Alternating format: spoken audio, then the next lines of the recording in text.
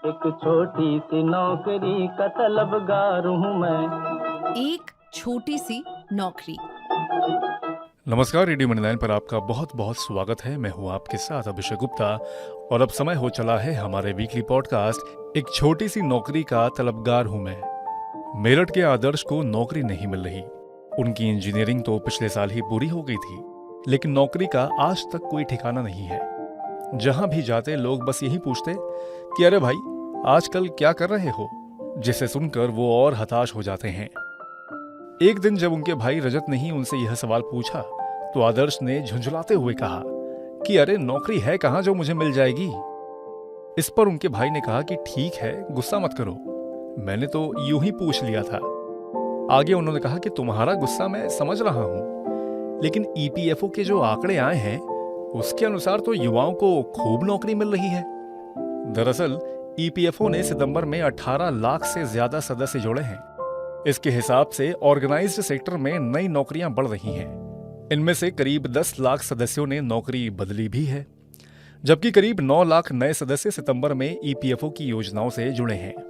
नए सदस्यों में करीब 59% लोग 18 से 25 साल की उम्र के हैं। इससे पता चलता है कि वर्कफोर्स से जुड़ने वाले सदस्यों में अधिकांश युवा हैं। ईपीएफओ से बाहर होने वाले सदस्यों की संख्या जून 2023 से लगातार घट रही है। ऐसे में ये साफ होता है कि देश के युवाओं को ज्यादा से ज्यादा रोजगार मिल रहा है और नए जुड़ने वाले लोग अधिकतर पहली बार नौकरी कर रहे हैं। आदर्श कहते हैं, कमाल है, मुझे तो कोई नौकरी नहीं मिली। इस पर उनके भाई रजत कहते हैं कि अगर तुम कहीं नौकरी ढूंढ ही रहे हो तो ये देखो, टाइटन कंपनी की ओर से अगले 5 साल में engineering, design, luxury, digital, data analysis, marketing और सेल्स समेत दूसरे सेक्टर्स में 3000 से ज्यादा कर्मचारियों की नियुक्ति की जाएगी। कंपनी की ओर से इस बारे में जानकारी दी गई है। कंपनी को data analysis, cyber security, product management, digital marketing और अन्य नए जमाने के कौशल जैसे क्षेत्रों के लिए कुशल पेशेवरों की तलाश है।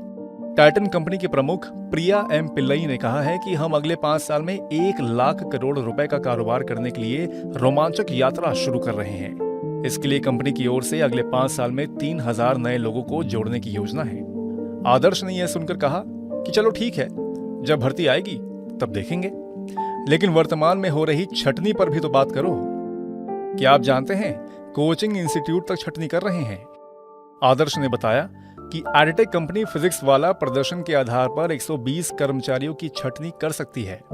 मुख्य मानव संसाधन अधिकारी सतीश खरेंगे के मुताबिक अक्टूबर में समाप्त होने वाले चक्र में हमारे कार्यबल में 0.8% से कम कर्मियों यानी कि 70 से 120 ऐसे व्यक्तियों को कहीं और नौकरी खोजने के लिए कहा जा सकता है जिनका प्रदर्शन उम्मीद के अनुसार नहीं है।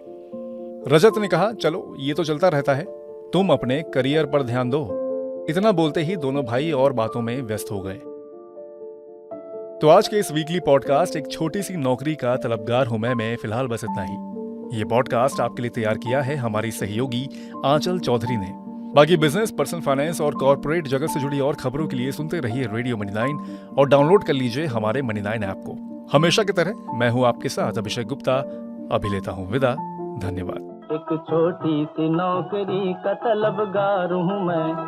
एक छोटी सी नौकरी।